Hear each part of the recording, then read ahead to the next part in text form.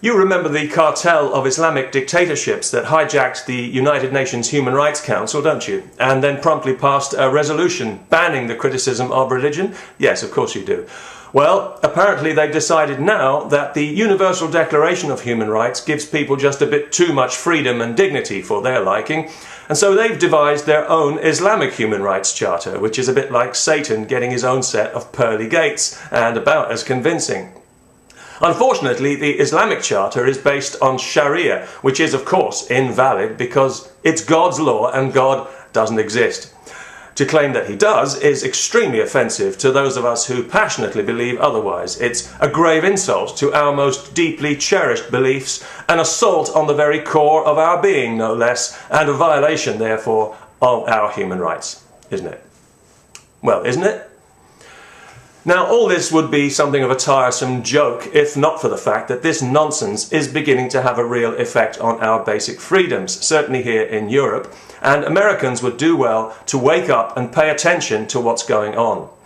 Ever since the Islamic countries demanded that Western governments make it a crime to criticize Islam, all over Europe, blasphemy laws and religious insult laws are being used to criminalize freedom of speech.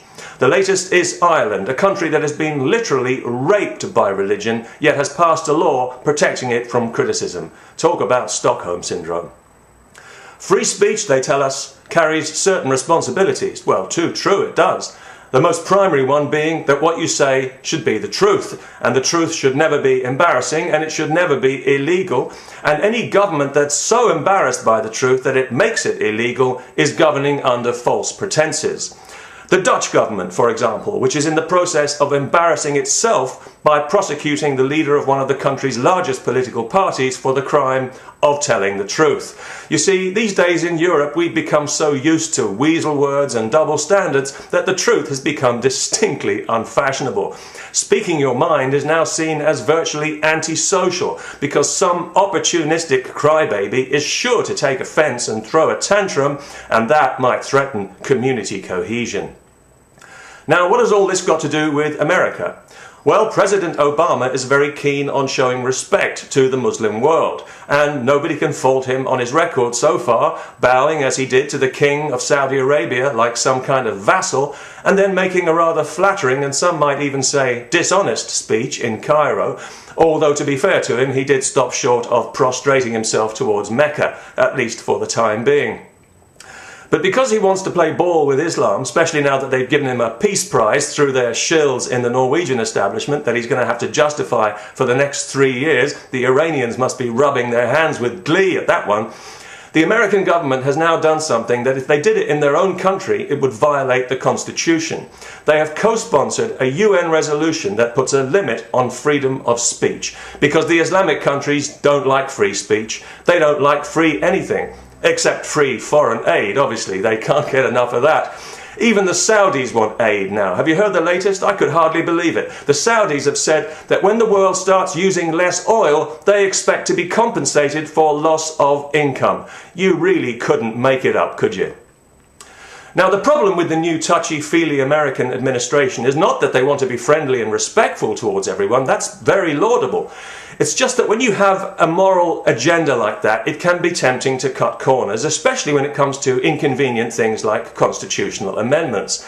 And if they're doing this now outside the United States where they can get away with it, it's only a matter of time before this is allowed to become international law, and then you know they're going to start trying to do it inside the United States as well. In the name of community cohesion. Get used to that phrase, America. It's coming your way. And this matters. It matters a lot. Not only to Americans, but to all of us who see the American Constitution as the anchor for Western civilization, which is what it is. We know that no matter how spineless our politicians are here in Europe and elsewhere, and here in Europe they've barely got a vertebra between them, as long as America's First Amendment remains inviolate, there will always be an oasis of freedom on this planet that Islam cannot touch. But as soon as anyone is allowed to interfere with it, to water it down, to reinterpret, to chip and chisel away at the First Amendment for reasons of religious or cultural sensitivity, then we can wave our civilization goodbye. Americans voted for change at the last election. They didn't vote for surrender. Watch what's happening in Europe, America. Cherish that constitution and don't let Islam anywhere near it, for all our sakes. Remember the words of Mr. Omar Ahmed, co-founder of the Council on American-Islamic Relations, who said that Islam is not in America to be equal to other faiths, but to become dominant, and that the Quran should be the highest authority in America. That would be higher than the Constitution then, by my reckoning. You know, if President Obama is serious about showing respect to the Muslim world, then he should pay them the compliment of telling them the truth, that their religion is entitled to as much respect as it gives. Zero.